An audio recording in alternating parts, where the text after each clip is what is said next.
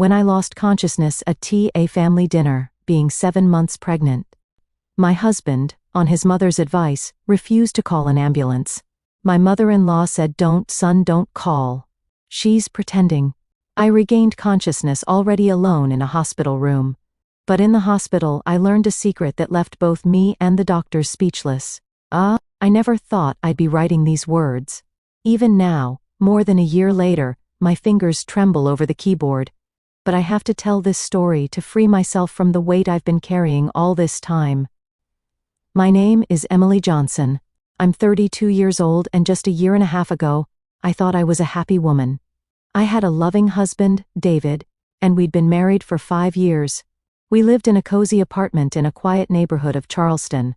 I had a good job as an editor at a publishing house. David and I had been planning for a baby for a long time, and when I finally got pregnant, it felt like a miracle. We were both waiting for this child, both preparing for their arrival. At least, that's what I thought. The only cloud in our marriage was his mother, Linda. From the very start of our relationship, she made it clear I wasn't good enough for her son. Not pretty enough, not successful enough, not from the kind of wealthy family she wanted. In the first years of our marriage, she constantly tried to interfere in our lives. She criticized my cooking, pointed out that I ironed David's shirts wrong, hinted at my supposed lack of professional ambition. Every visit ended with me in tears, and an argument with David, who always defended her. He told me I miss her. David just understood her, that she was just worried about us and wanted to help. Over time, I learned to ignore Linda's jabs. I'd just smile and try to see her as little as possible. David kept visiting her every week and calling her every day. That level of attachment worried me sometimes, but I tried not to dwell on it. After all, he was still caring, attentive, and loving with me. When I got pregnant, Linda suddenly started showing interest, calling, asking how I felt, offering help. I was surprised by the change, but David said she was just thrilled to become a grandmother, that she'd always dreamed of grandkids. I believed him and was glad, thinking maybe I could finally get along with her.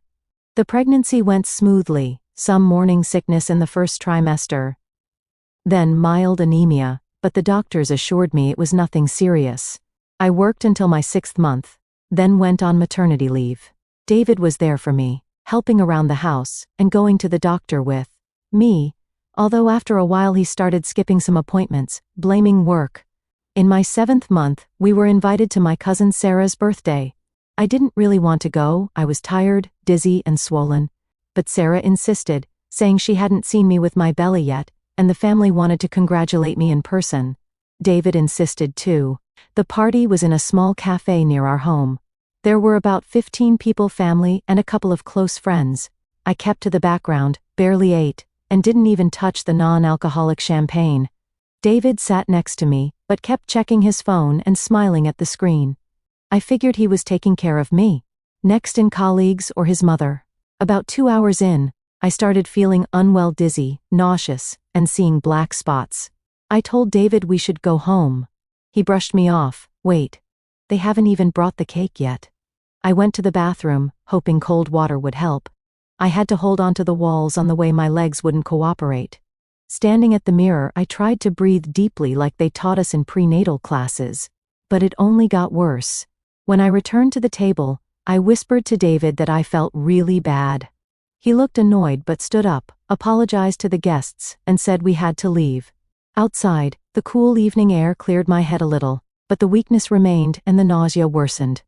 In the taxi, the dizziness came back. I don't remember the ride home, just struggling up the stairs because the elevator had been broken for a week. On the 3rd floor, I lost my balance and grabbed the railing. "Emily, come on, you're fine. You're just tired," David said. "David, I'm not fine. Please call an ambulance." He rolled his eyes and reached for his phone, but just then the intercom buzzed.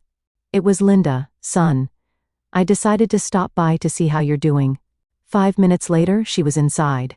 Seeing me lying on the couch with my eyes closed, she pursed her lips. "What? Feeling sick again? Oh, Emily, you should stop listening to every little thing your body tells you. Pregnancy isn't an illness." I carried David, worked until the last day, and kept up with all the housework. "And you've been on leave for 2 months already.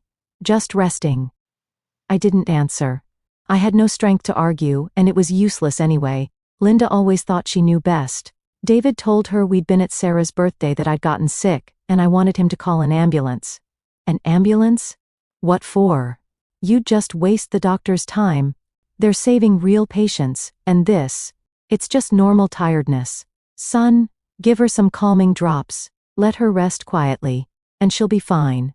David obediently went to the kitchen for the drops, and Linda sat beside me, lowering her voice. Emily, I know what you're doing. You're manipulating my son, using this pregnancy to tie him to you even more. But it won't work. David's a smart boy, he sees through it. I wanted to answer, but a new wave of weakness hit me. My arms and legs went numb. I felt myself sinking into darkness. The last thing I heard was Linda's voice. Don't, son. Don't call. She's pretending. I woke up in the hospital. The first thing I saw was a white ceiling with a lightning-shaped crack. Then came the smell: disinfectant, medicine, and something else I couldn't place. I tried to lift my arm and saw it was hooked 2 and 4. I turned my head and saw a monitor tracking 2 heartbeats, mine and the baby's. Mine was steady and calm. The tiny heartbeat inside me was racing. Fear surged through me. I tried to sit up, and a nurse appeared, a young woman with a tired but kind face. Easy, easy. Stay still. How do you feel? Where am I? What happened? Who brought me here? You're in the county hospital in the maternity pathology ward. The ambulance brought you in. Your condition was serious preeclampsia, high blood pressure, and risk of placental abruption. You're better now, but you mustn't stress. And the baby? Is the baby okay?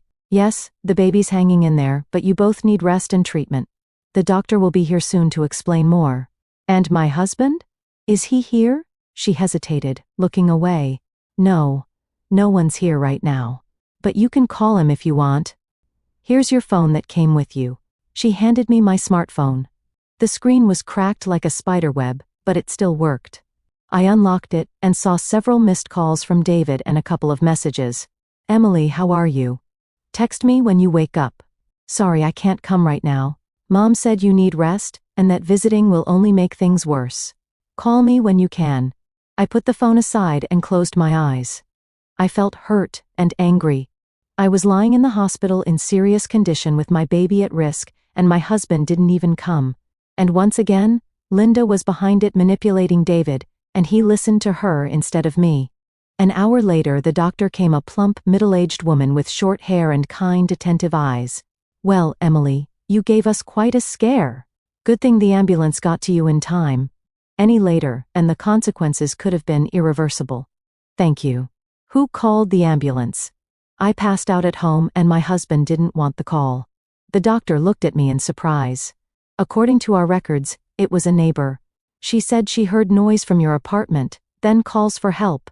When the team arrived, the door was open and you were lying unconscious on the floor. Alone. I was stunned. So David and his mother had just left me there, pregnant and in danger. I couldn't wrap my head around it. Now, about your condition. You have preeclampsia, a serious pregnancy complication. Your blood pressure is high. There's protein in your urine and you have swelling. These are signs your placenta isn't working properly. We'll keep you here in their observation, probably until delivery. If things get worse, we'll have to do an emergency C-section. For now, we'll try conservative treatment. And the baby? Is the baby okay? The doctor hesitated. The baby's holding on, but there are signs of fetal hypoxia. He's not getting enough oxygen.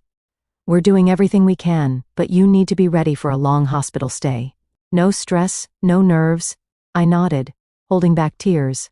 She explained the treatment plan and was about to leave, but then came back and sat on the edge of the bed. Emily, I didn't want to tell you right away, but you need to know. When we did the ultrasound, we saw something unusual. You're carrying 2 babies, twins? But how? Why didn't anyone tell me before? I had regular checkups. It's called a hidden twin, the doctor explained. One fetus can be hidden behind the other, especially if they share the same sac. But that's not all. One of the babies is smaller, behind in development. There are problems with the heartbeat. There's a risk that this one might not survive. The news stunned me. 2 babies instead of 1, and one of them might die. Get some rest, Emily. I'll check on you later. She left, and I was alone with my thoughts and fears. David didn't even know yet. I dialed his number, long rings, then voicemail. I left a short message saying I was in the hospital. My condition was serious, and we needed to talk. Then I called my mom. She lived 250 miles away.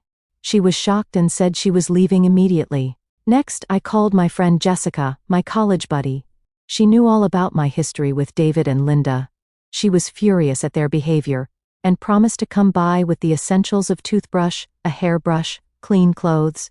That evening I tried to sleep, but it wouldn't come. The monitor beeped quietly, tracking 2 tiny heartbeats inside me, one strong and steady, the other weak and uneven. I stroked my belly and whispered, "Hang in there, babies. Mommy's here. Mommy loves you both." That night I dreamed I was standing on a beach. On the horizon, 2 small figures were waving at me. I walked toward them, but my feet sank into the sand.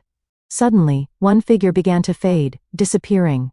I screamed, reached out but couldn't save it. I woke up in a cold sweat. Dawn was breaking outside. The monitor kept beeping. Then I froze. There was only one rhythm. The monitor? There's only one heartbeat. What's happening to my babies? I asked the nurses. She rushed in. Calm down, Emily. That happens sometimes. The baby might have just turned. We'll do an ultrasound in the morning to check, but I couldn't sleep. In the morning my mom arrived tired from the overnight drive, but relieved to see me. She hugged me, cried, and started asking questions. I told her about the preeclampsia, the twins, the risks. Don't worry, sweetheart. Everything will be okay. We'll get through this. I'm staying with you, she said. And your husband. I'll give him a piece of my mind. Mom, please don't. I can't get stressed. She pressed her lips together but nodded. Soon the doctor came, checked my blood pressure, listened to both babies' hearts. The second baby's heartbeat is weak, but it's there. Let's do an ultrasound now. They wheeled me into the exam room. Cold gel, the probe, the doctor's tense face. They're both alive, she finally said. The first is developing normally. The second is behind, with blood flow issues, but still fighting. We'll keep monitoring and do everything we can. I exhaled. Both of my babies were alive. That was all that mattered. Back in my room, I found Jessica waiting. She had brought everything: clothes, toiletries, water, fruit. The moment she saw me, she rushed to hug me. Emily, you scared me so much. I didn't sleep all night. The 3 of us, me, Mom, and Jessica, sat talking, making plans. Mom decided to stay in town until the birth and rented a room nearby. Jessica promised to visit every day and help however she could, but David still didn't show up. No calls, no messages. It was as if I and our babies didn't exist. That evening, after Mom and Jessica left, promising to return tomorrow, I tried calling him again. This time he answered. His voice was tense, distant. Emily, how are you? Sorry I couldn't pick up before. I was busy. Busy? I'm in the hospital, in serious condition. And you were busy? Doing what? Exactly. Emily, please don't start. I've had a lot of work. And Mom's been sick, so I was with her. Anger boiled inside me, but I remembered the doctor's warning: no stress. I took a deep breath and tried to keep my voice calm. David, I have a serious pregnancy complication: preeclampsia, high blood pressure, risk for both me and the baby. And there's more. We're having twins. 2 babies, not 1. Silence. Twins? Are you sure? Why didn't they tell us earlier? I explained about the hidden twin, the developmental delay, the risks. He listened without saying a word. I waited for any reaction: joy, worry, something. I'll come tomorrow, I promise. But I have to go now. Mom's calling me. And he hung up. I stared at the dark screen, a strange feeling growing inside me. Something was off in his reaction, his words, his tone. That night, the same dream returned. The beach, the 2 figures, one fading away. But now I saw the other figure's face. It was David. He stood there, watching our child disappear, indifferent and unmoved. I woke up feeling drained, with a pounding headache. My blood pressure had spiked, and they had to give me an injection. The doctor was concerned and said that if it continued, they'd have to do a C-section, even this early. Risky, but sometimes the only way to save both the babies and the mother. During the day, Mom and Jessica came again. They brought fresh fruit and books to keep me busy. Mom told me about settling into her rented room and her plans to help after the birth. Jessica shared office gossip, trying to make me laugh. I smiled and nodded, but my thoughts were elsewhere. Where was David? Why wasn't he here? Why didn't he call? By evening, still no sign of him, no call, no text. The hurt kept building, my throat tight with emotion. Mom saw it and tried to distract me. Emily, don't think about him now. You can't let yourself get upset. Focus on the babies, on the fact that soon you'll be together. But I couldn't stop thinking about it. My husband, the father of my children, had abandoned me at the hardest moment of my life. The next morning during rounds, I broke down in tears. I told the doctor everything about David, about my fears. She listened closely, then sat beside me, taking my hand. Emily, I'm not a psychologist, but as a doctor I can tell you this: your emotional state directly affects your health and your baby's health. Right now you need to focus on yourself and them. Everything else can wait. I'm trying, really. But I can't stop wondering. Why is he doing this? What did I do wrong? She paused, as if deciding whether to say more. In 20 years of practice, I've seen many situations. Sometimes men can't handle the pressure, especially when there are pregnancy complications for sick children.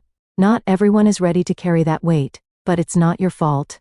Her words calmed me a little, but the bitterness stayed. Could David really be that kind of man? Later that day, lying with my eyes closed, I heard the door open quietly. I assumed it was a nurse and didn't look, but then I caught a familiar scent, his cologne mixed with cigarette smoke. I opened my eyes. He was standing by the door, shifting awkwardly from foot to foot, holding a bouquet of white roses, my favorite. "Hi, can I come in?" he asked. I nodded, fighting conflicting emotions, relieved that he'd come and anger that it had taken so long. He put the flowers in a vase and sat beside me. He looked awful pale, drawn dark circles under his eyes. "Sorry, I didn't come yesterday." "Hi. I couldn't. All of this. It's just so unexpected." Twins. Pregnancy complications. I was scared. Scared of responsibility? Scared there might be problems with the babies? Do you think I'm not scared? It's my body, David. Our children are growing inside me. One of them might not survive. I'm in danger too, but I can't run, hide, pretend nothing's happening. I have to be strong for me, for them, for all of us. He lowered his head.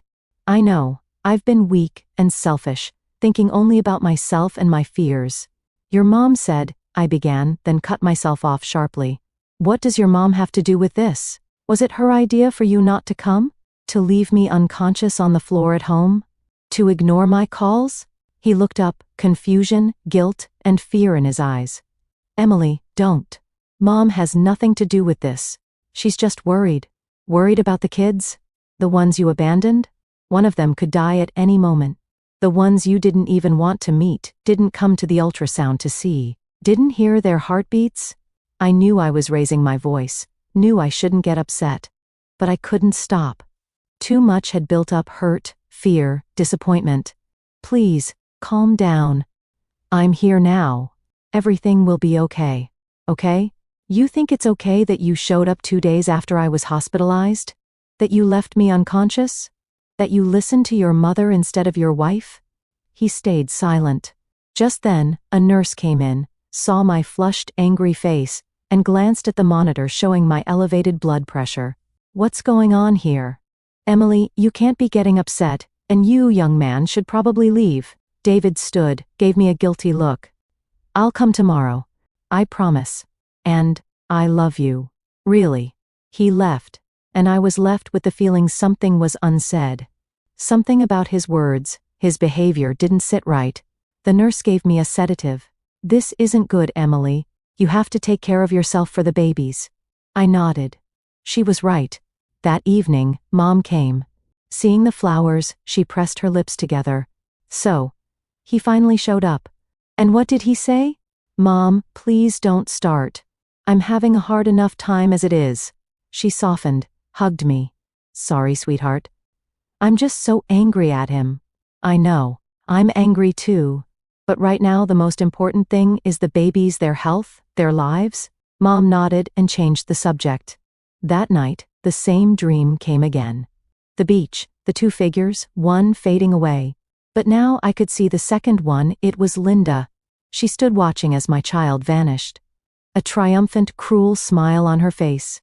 I woke in a cold sweat. The monitor showed 2 heartbeats, one strong, the other weaker but steady. My babies were alive. Both of them. And I had to do everything to keep it that way. In the morning the doctor came, checked me over and reviewed my vitals.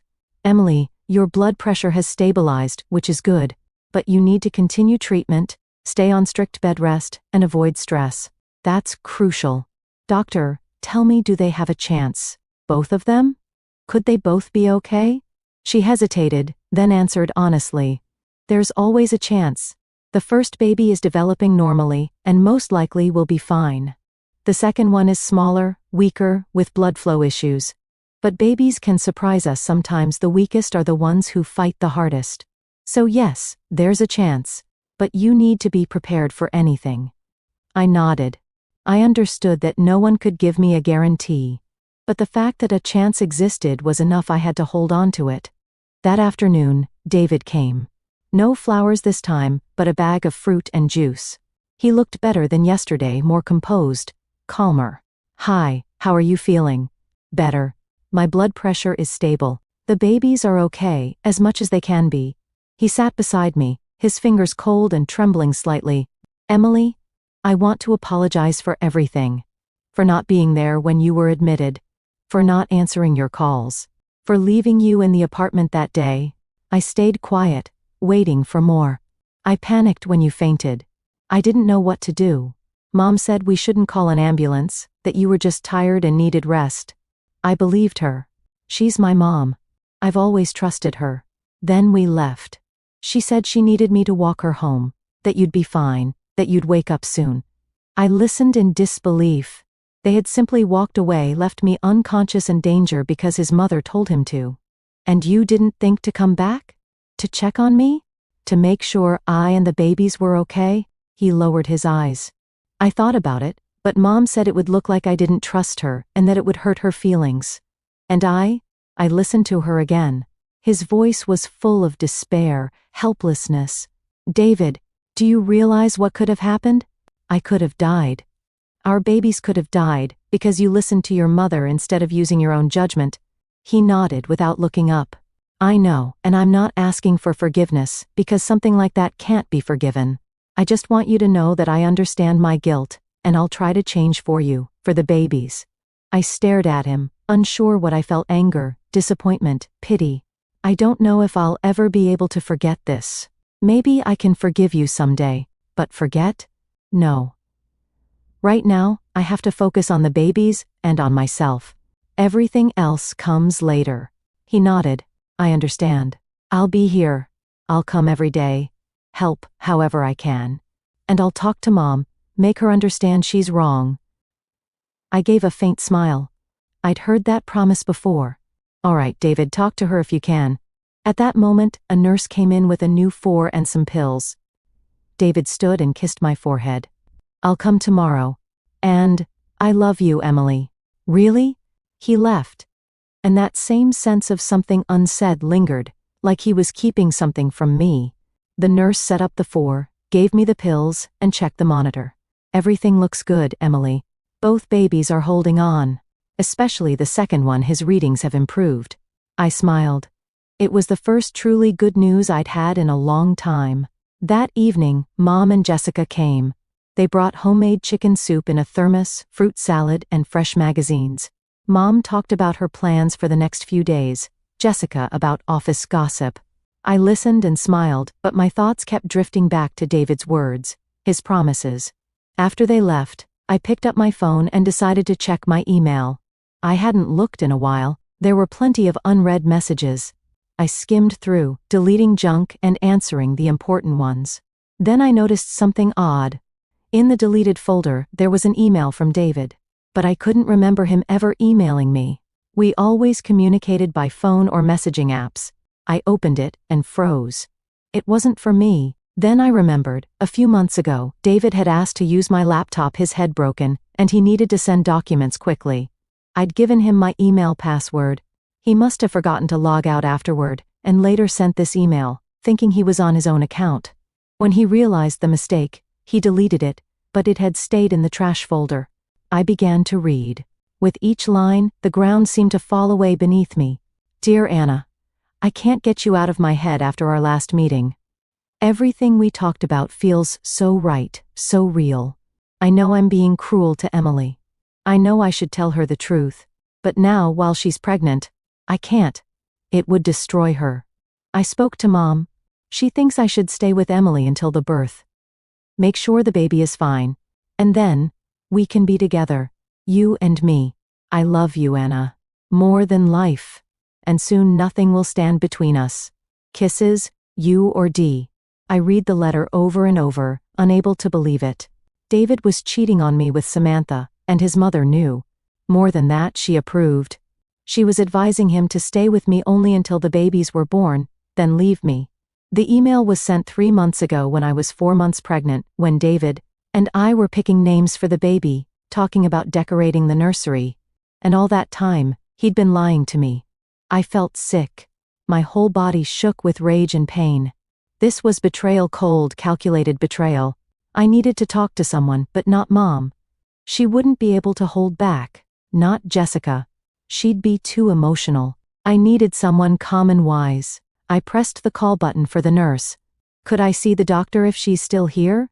A few minutes later, the doctor came in. One look at my face, and she was on alert. Emily. What happened? Are you feeling unwell? No, physically I'm fine. But I just learned something, and I don't know how to live with it. I handed her my phone with the open email. She read it, frowned, then looked at me with sympathy. Emily, I'm not a psychologist. But as a woman, I'll say these things like this happen. Men can be weak, selfish, even cruel. And from the looks of it, your husband is exactly that. What am I supposed to do? I'm pregnant, in the hospital with complications, carrying twins. One baby is in danger. And now I find out my husband is cheating and planning to leave me, and his mother knew all along. She sighed and sat beside me. Right now, you need to think only about yourself and the babies. Everything else comes later. When you've given birth, recovered, and are ready to make decisions. For now, keep going. Don't let him know you found out. Don't start a scene. Protect your nerves and your health. But how? How can I pretend nothing happened? It's hard. Very hard. But you have to fool the babies. They're innocent, and they shouldn't suffer because of who their father is. I knew she was right. Logically, I understood. But emotionally, I wanted to scream, cry, smash dishes. I wanted to call David right then, and spill everything I thought of him. The doctor, as if reading my mind, shook her head. Emily, don't. Not now. Wait until after you've given birth, until you and the babies are safe. Then you can decide how and with whom you want to live. I nodded, feeling tears run down my cheeks. She was right. Right now, their lives were what mattered. Everything else could wait. She gave me a sedative and stayed by my side until I began to drift off. The last thing I remember before sleep took me were her words. You're strong, Emily. You'll get through this. Completely through this. That night, I dreamed of the beach again. The 2 figures on the horizon. But this time, they didn't fade or disappear. They stood firm and called out to me. I walked toward them, and the sand no longer pulled at my feet. I walked easily, freely to my children. Only to my children. In the morning, I woke with a new sense of clarity. I knew what I had to do. Not now, just as the doctor had said. For now, I had to focus only on the babies and their health. But later, I would be strong. For myself and for them, without David, without his mother, without their lies and manipulation. A nurse came in with my morning medication and breakfast. She checked my blood pressure, temperature, and listened to the baby's heartbeats on the monitor. Everything's good, Emily. Both babies are fine. Especially the second one. His numbers have improved a lot overnight. Like he's decided to fight, to live. I smiled. That was the best news I could get. My babies were alive, fighting, refusing to give up. And I wouldn't give up either. For them. In the afternoon, David came with fruit, magazines, and a smile. I looked at him and thought, how could I have missed the falseness in his words, in his eyes? How are you feeling today? How are the babies? Better. Much better. They say things are improving, both babies are doing well. He nodded, sat next to me, and took my hand. I forced myself not to pull away, not to show that something had changed, that I knew the truth. I'm glad, really glad. And I spoke with Mom. I told her she was wrong, that leaving you without help was irresponsible. I could see he was lying, probably inventing this talk with his mother. Or maybe they'd spoken but about something else entirely, about the mistress, about how to keep deceiving me. And what did she say? He hesitated. Well, she admitted she overreacted, said we should have called an ambulance right away, that you can't take risks with pregnant women. I nodded, pretending to believe him, while inside I burned with anger and pain.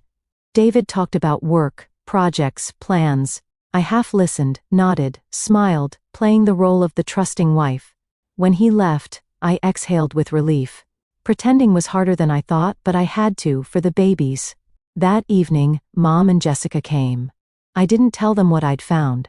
I didn't want fights or drama. There would be a time for that. Right now, the babies came first. The days in the hospital passed slowly, one like the next. The only bright spots were the visits from Mom, Jessica, and David. Yes, he came every day. Just as he promised, bringing fruit, magazines, sometimes flowers, talking about a future I now knew would never happen. The doctor could see my state, and sometimes stayed after rounds, telling me stories about women who had been betrayed, but found the strength to live for themselves and their children. One evening, after everyone had left, there was a knock at the door. I thought it was the nurse with my medicine, but in the doorway stood a young woman. Pretty, long blonde hair, frightened eyes. Are you? Emily? I nodded, not sure who she was. Hi. I'm Anna. I need to talk to you. It's important. My heart skipped a beat. Anna, the one David had written to. His mistress. She stepped inside, closing the door behind her. She looked nervous, fidgeting with her back strap. I didn't know if I should come. I hesitated for a long time. But then I decided, you need to know the truth. I stared at her, thinking only one thing. She didn't know that I already knew. I've been seeing your husband for 6 months. We met at a corporate event. He came to audit our branch. At first, it was just light flirting, conversation. Then it got serious. Or at least, I thought it did. She spoke quickly, afraid I might interrupt. I stayed silent. David told me your marriage was a mistake, that you didn't understand each other, that you'd been living like roommates for a long time, that you were planning to divorce. But then you got pregnant, and he couldn't leave you like that. He said he had to stay until the baby was born, make sure everything was fine, and then we'd be together. I realized he'd been lying not only to me but to her. I believed him, but then I overheard a conversation between him and his mother. They didn't know I was nearby, and what I heard. She trailed off. What did you hear? Anna looked up at me, her eyes full of tears. His mother said he needed to get rid of the baby, that then nothing would keep him with you. That they could arrange it so you'd lose the baby, and no one would suspect a thing. She talked about some pills that could be slipped into your food or drink to cause a miscarriage, but make it look natural. And David? He didn't object. He agreed, said it was the only way. The room spun around me. It was too monstrous to process. I was in shock. I ended things with him right away. Then I heard you were in the hospital with complications, and I thought, what if they've already done it? It all fit. My collapse at the family party, David's refusal to call an ambulance, his mother's words, don't call, she's pretending. They knew why I was sick, because they'd done it. When did you hear this conversation? 3 days ago I went to his place, but he wasn't there, his mother was. She was talking to him on the phone. 3 days ago, the day after I told David about the twins and that one was weaker, they decided to help nature along. I didn't know what to do. I wanted to go to the police, but I have no proof. Then I decided to tell you, so you could be careful. I looked at her and felt a strange connection. We had both been deceived by the same man. Thank you for coming and telling me. She looked at me in surprise. You're not angry. You don't blame me? No. I knew about you. I found his email by accident, but I didn't know about the plan to get rid of the babies. Now I understand why I'm here in the hospital, why my pregnancy was at risk." Anna lowered her head as if ashamed, but she had nothing to be ashamed of. She wasn't the one cheating on her spouse. She wasn't planning the murder of unborn children. "Anna, what will you do?" I sighed. That was a complicated question. I don't know. For now, I'll just protect my children however I can. Later, I'll figure it out. She nodded, understanding I needed time to think, to decide my next move. "If I can help in any way, here's my number." She handed me a piece of paper. I took it, folded it, and put it in the nightstand. "You have nothing to apologize for," I said. "You're a victim too, just like me." She gave me a small smile, nodded, and quietly left, closing the door behind her. I was alone again with new knowledge, new understanding of the situation, and a new fear. If David and his mother were capable of this, what else could they do? What would they try when they realized their plan had failed, that the babies were alive and would soon be born? I pressed the call button for the nurse. I wanted to speak to the doctor, to tell her about what I just learned about the new danger. But it wasn't my doctor who came, it was the on-duty physician, a young man I'd never seen before. He listened carefully, asked a few questions, then frowned. "Emily, what you're describing is a very serious accusation. Attempted murder, poisoning. If it's true, the police need to be involved, but I have no proof. Just the word of a woman who overheard the conversation, and the fact that I ended up in the hospital with complications right after that family gathering where David and his mother were." He thought for a moment, then suggested, "Let's run some tests. We'll check if there are any traces in your blood of drugs that could have caused pregnancy complications. If there are, it will be proof." I agreed. It was a chance to catch David and his mother in an attempt to kill my babies. The doctor drew my blood and said the results would be ready tomorrow. He advised me not to tell anyone about my suspicions, not my husband, not my mother-in-law, not even my mom or my friend. The fewer people knew, the safer it would be for me and the babies. That night, I barely slept. I lay there listening to the steady beeping of the monitor. 2 heartbeats inside me, 2 tiny human beings who had almost become victims of their fathers' and grandmothers' selfishness. In the morning, during rounds, the on-duty doctor gave me a signal and came over when we were alone. "Emily, the results are in. Your blood shows traces of misoprostol. In small doses, it causes uterine contractions and can lead to miscarriage, especially if the pregnancy is already complicated." My throat tightened, so it was true. They really had tried to kill my babies to poison me and cause a miscarriage. What now? "Medically, we continue treatment. The drug is already leaving your system. The concentration is low. Legally, you can go to the police. You have evidence. And if I wait until after I give birth, in 2 weeks, the drug will be completely gone from your system, but we can preserve the test results. They'll still be proof." I nodded. It was a reasonable compromise. I'd have the evidence, but I wouldn't risk putting myself and the babies through the stress of an investigation now. "And one more thing, Emily. Be careful. Don't eat or drink anything brought by your husband or his mother. Only hospital food or what your mom or friend brings." I'd already been following the rule ever since I found out about David's betrayal. After he left, I lay there for a long time, thinking about how everything I thought was solid had crumbled: my husband's love, our marriage, our plans. It was all a lie. And worse, behind that lie was real evil. In the afternoon, David came with fruit, juice, and a smile on his face. "How are you today? How are the babies?" "Everything's fine. The doctors say things are improving. My blood pressure is stabilizing, and the babies are okay. Especially the second one, his numbers are getting better." Something flashed in his eyes, something that looked like dissatisfaction. That's good. Very good. "So, when will you be discharged?" "I don't know. The doctors say I'll stay until delivery. The risk of relapse is too high." He nodded, almost like that was exactly what he wanted to hear. He took out the fruit and juice and set them on the nightstand. "Here, I brought apples, oranges, grapes, and pomegranate juice. It's good for hemoglobin." "Thanks. But I can't. The doctors banned everything except hospital food." Strict diet for preeclampsia. The lie came easily, lies to save my children. But you ate the fruit I brought before. Yes. But yesterday, my blood pressure spiked after eating grapes. Now it's only hospital food. He nodded, but I could tell he didn't believe me. Still, he took the fruit back home. We chatted about the weather, the news, movies. I kept calm, hiding the fact that I knew about his betrayal and the attempt on my baby's lives. When he left, I exhaled in relief. Pretending was getting harder, but I had to for the babies. That evening, Mom and Jessica came. I didn't tell them the truth either. Everything in its time. The days in the hospital passed slowly, but I was getting better. My blood pressure normalized, the swelling went down, my tests improved, and most importantly, the babies were doing well too. Especially the second one who had been behind before. Now his numbers were almost the same as his brothers. The doctor was pleased.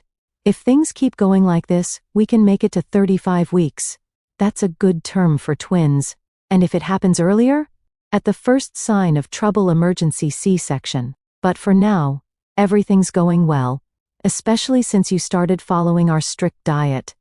Her knowing smile told me she was aware of the test results and supported my little lie.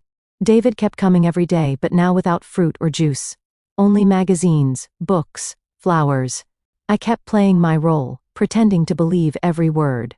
One day he didn't come alone. He brought his mother. Linda looked smug in a new suit, with perfectly styled hair and a heavy gold pendant around her neck. I tensed when I saw the woman who, along with her son, had planned to kill my children. Her own grandchildren. Linda, Emily, you gave us all such a scare. But it's okay. The important thing is you're better now. The doctors say you're recovering and that the baby is fine. I forced myself to smile. The babies, Linda. We're having twins. 2 boys. I caught the same flicker in her eyes that I'd seen in David's recently. Displeasure? Disappointment? She too had been expecting a different outcome, expecting their plan to work. For the babies to die? Yes. Yes. Of course. Twins. David told me. What joy. What happiness. She said the right words, but there was no sincerity in her voice, only fake sweetness. I looked at her and wondered how I had never noticed the act all these years. How I had believed she'd ever accept me, let alone love me. Linda sat on the edge of the bed and took my hand. I forced myself not to pull away. You know, Emily, I've been thinking about the future, about how we'll live after the babies are born, and I've decided you should move in with me. I have a big apartment, 3 bedrooms. It'll be convenient for you. And I'll help with the babies, twins, or a lot to handle alone. I could hardly believe what I was hearing. After everything she'd done, this offer was absurd. Thanks for the offer, Linda. But David and I have already decided we'll stay in our own apartment. My mom will help me. She came here especially and rented a place nearby. Linda pursed her lips. Well, Emily, think about it. Your mom is not a young woman. It'll be hard for her with 2 newborns. My mom is 53, Linda. The same age as you. And she's full of energy. It was a small but sharp jab. Linda gave a strange smile. Yes, of course, I just wanted to help. But if you've already decided? David, who had been silently standing by the window, suddenly spoke up. Mom, Emily's right. We'll be more comfortable in our own apartment. And Emily's mom really wants to help with the grandkids. We can't say no to her. I looked at him and surprised. He was siding with me, not his mother, unlike the old David.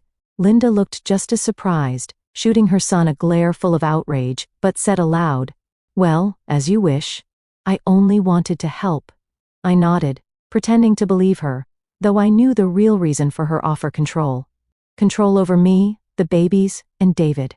They left half an hour later, Linda irritated, David silent.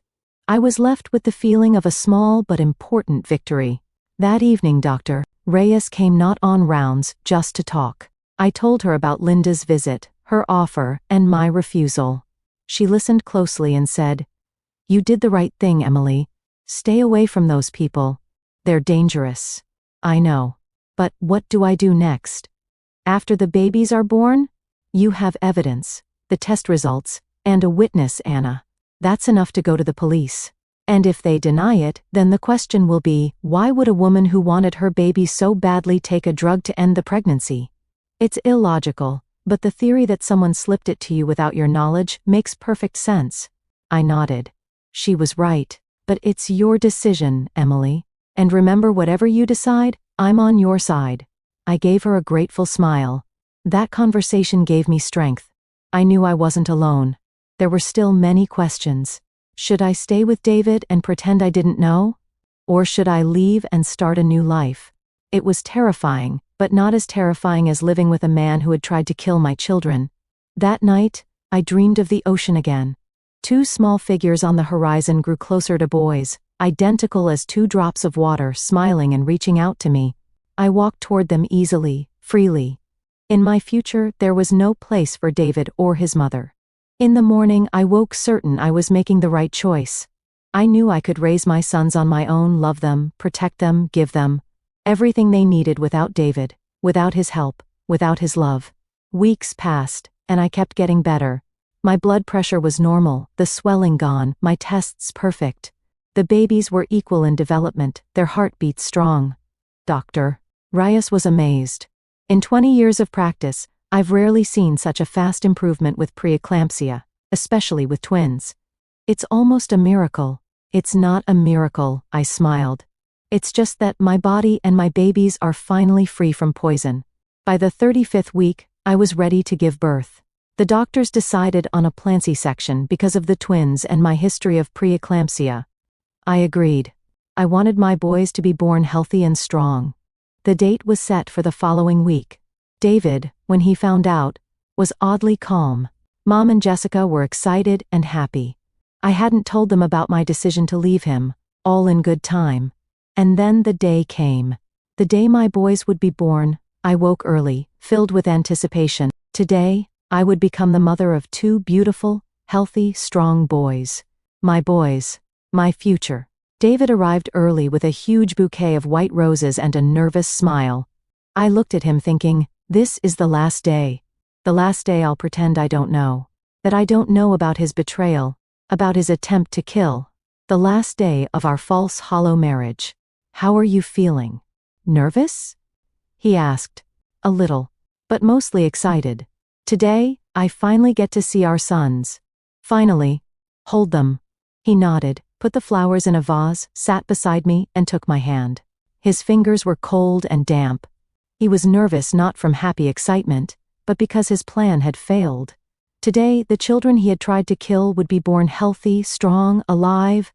I'll wait in the hallway during the operation. And then, I'll be the first to see our boys, he said. I gave a faint smile.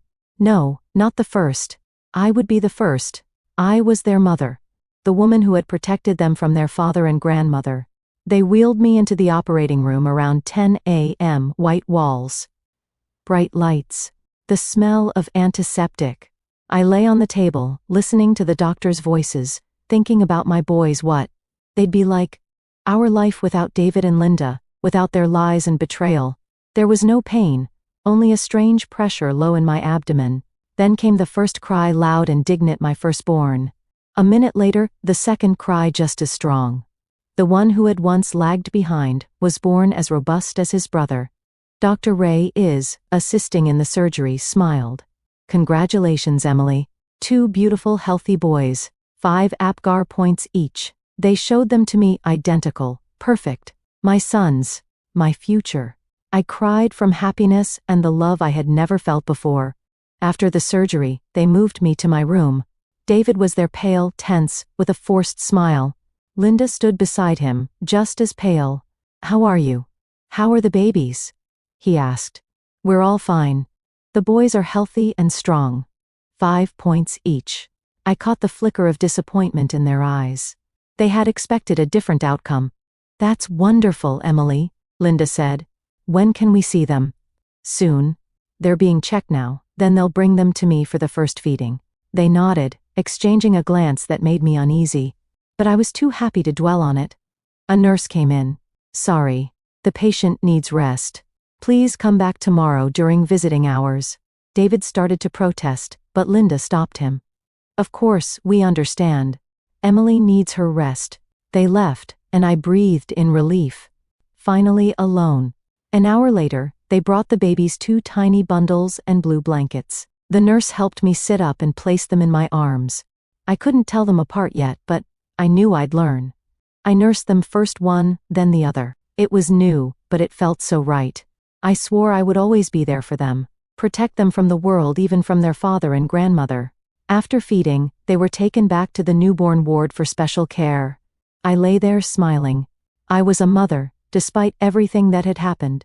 That evening, Mom and Jessica arrived excited and glowing. They were allowed to see my boys through the glass.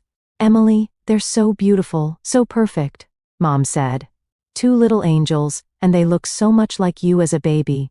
I was glad she saw my reflection in them, not David's. "Have you chosen names yet?" Jessica asked. I thought for a moment. David and I had discussed options before, but that was before I learned the truth. Now, I wanted new names. Names I chose myself. I'm thinking Ethan and Matthew. Ethan means strong. Matthew means gift from God, because they are both the greatest gift of my life. Mom and Jessica nodded in approval. We talked late into the evening about the future, but I didn't mention my plan to leave David. I didn't want to darken the day. That night, they brought the boys again for feeding. I held them and felt so much love my heart could burst. In the morning, Dr. Ray has came, checked my stitches and said, "You're healing well, Emily. If it continues like this, we can discharge you and the babies in a week. Home." The word made me pause. Not to the apartment where they had tried to poison me. No. "Dr. Ray, I'd like to speak with you in private. It's important." "Of course. I'll stop by after rounds," she said. Around 11, David came with flowers and toys, his eyes watchful. "How are you feeling? How are the boys?" "Good. They're both fine," I replied. He gave me a quick look as if he suspected something. "What do you mean, despite everything?" I asked. I took a deep breath. No, not time for confrontation yet. First, I had to make sure I had a plan. A plan to live without him, without Linda, without their lies and betrayal. I just mean, they were born early. The doctors said there could be problems, but there aren't. They're perfectly healthy. He relaxed, nodded. "Believe me, or pretended to. I'm glad. Really glad. They are. They are our future, Emily. Our sons, our family." I looked at him and thought, how can he say those words? Pretend to love the children he tried to kill? We talked for a few more minutes about the boys, about plans, about a future I knew would never happen. I nodded, smiled, pretended to believe every word, even though I was boiling inside. When he left, promising to come back in the evening, I breathed out in relief. Pretending was getting harder, but I had to until I knew my children were safe. At noon, Dr. Ray has came, as promised. She sat beside me. "What did you want to talk about?" "I'm not going back to my husband after I'm discharged. I can't. Not after what I've learned." She nodded, unsurprised. "That's your decision, and I respect it. But where will you go? With 2 newborns?" "To my mom. She rented an apartment nearby. 2 rooms. She'll help until I'm back on my feet, until I find work." Dr. Ray is nodded. "And your husband? What will you tell him?" "The truth. That I know about the affair. About his plan to leave me after the birth. About the attempt to poison me and cause a miscarriage. And that I'll never allow him near the children. He might deny it, and he has legal rights as their father. I have proof. The test results showing my soprostol and my blood. And to witness the woman who overheard his conversation with his mother. That's enough to take away his rights and open a criminal case. And are you ready for that? For court? For publicity? For scandal?" I hesitated. Part of me wanted justice, and for him to be punished. Another part just wanted to start a new life without a trial, without the public knowing. I don't know. You don't have to decide now. You have time. Think about it. Dr. Ray has said, "Whatever you decide, I'm on your side." After she left, I stared out the window for a long time. Yes, it would be hard and frightening. But for my boys, I was ready for anything. That evening, Mom and Jessica came with food, news, and warm smiles. I wasn't sure if I should tell them. but looking at their faces, I knew they had to know. Mom, Jess, I need to tell you something. It's hard, but you have to hear it. And I told them everything about David's affair, his plans, the attempt to poison me, and my decision to leave. They listened silently. Mom's eyes were filled with pain and anger, Jessica's with fury and a need to act. Sweetheart, this is terrible. How could he? Mom said, hugging me. I don't know, Mom, but I'll never let them near my children, never. He needs to be held accountable, Jessica said. Both of them should answer for trying to kill you and the babies. I'm thinking about it. But I'm not sure I'm ready for court and publicity right now. Don't decide now, Mom said gently. We'll be here for you. We'll help you with everything. Yes, I am.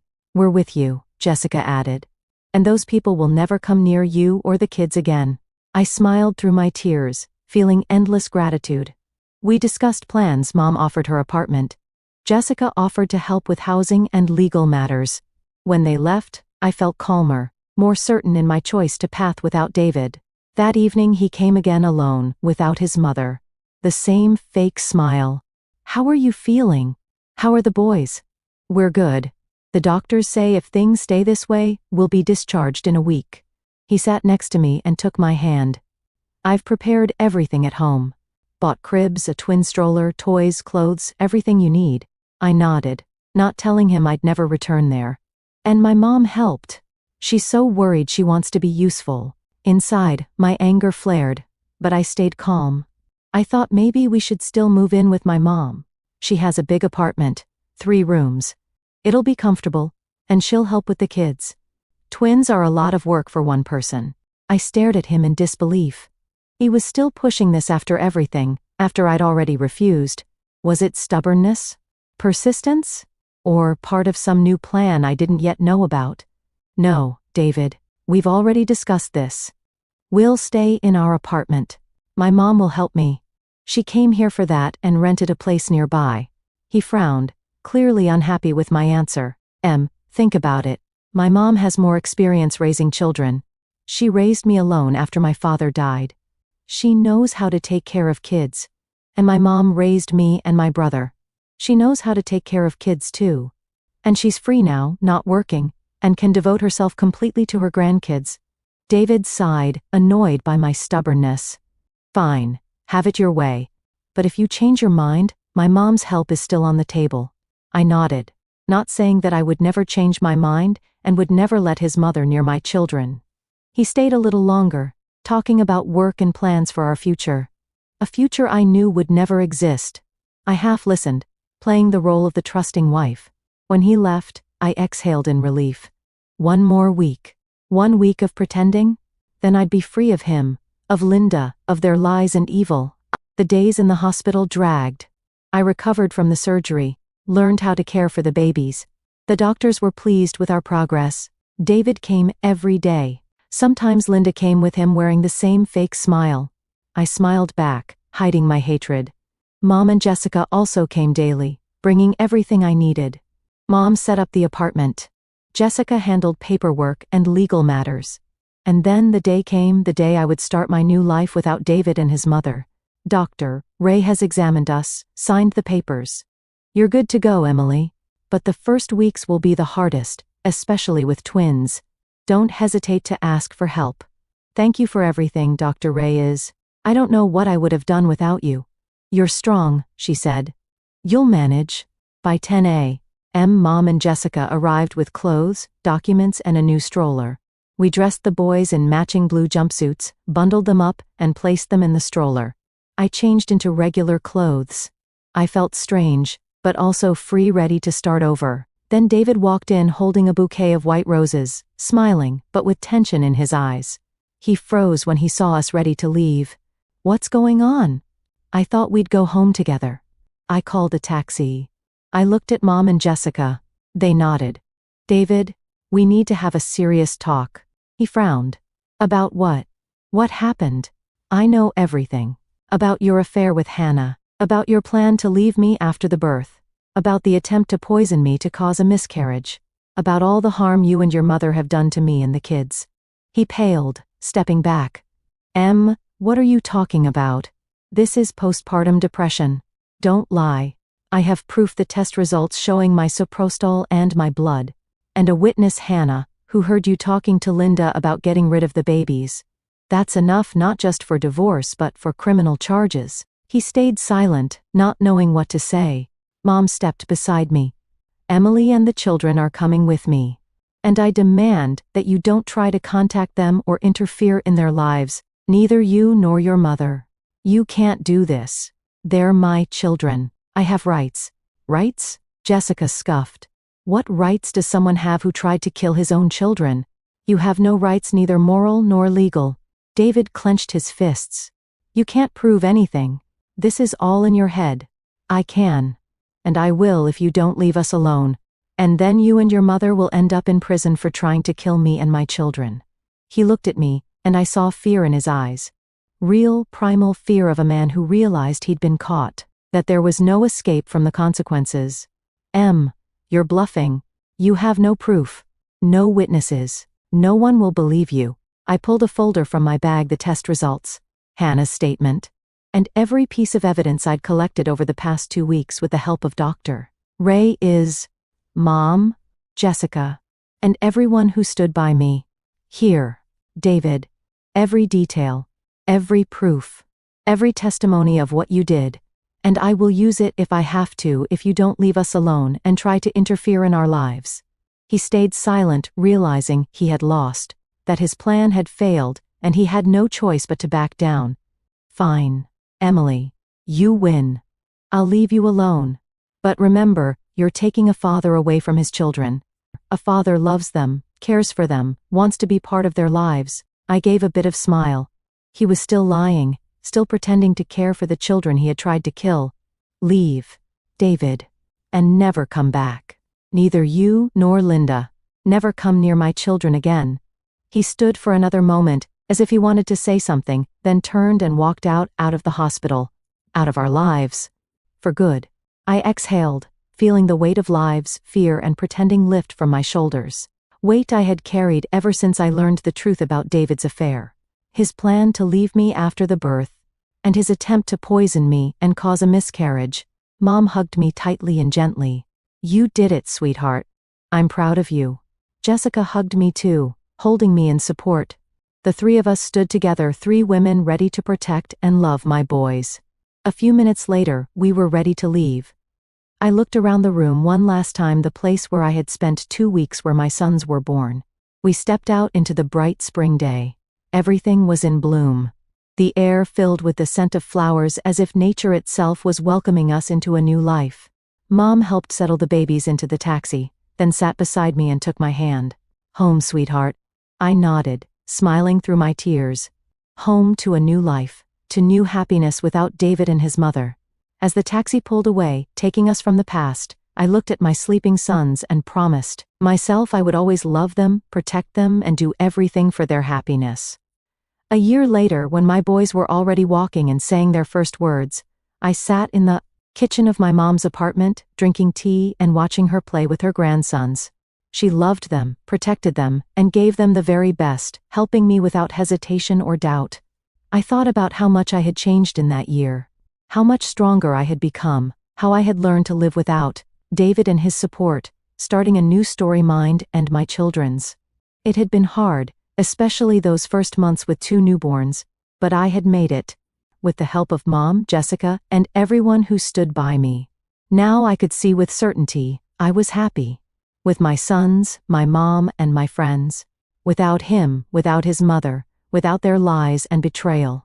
Sometimes in the evenings I thought about David, the man I had loved for 5 years, who had betrayed me in the most monstrous way. I didn't know where he was or how he lived, and I didn't want to know. He was part of the past. I had chosen the right path without him. A path of strength, love, and hope. A path where I was happy with my boys. Thanks for watching. Take care. Good luck.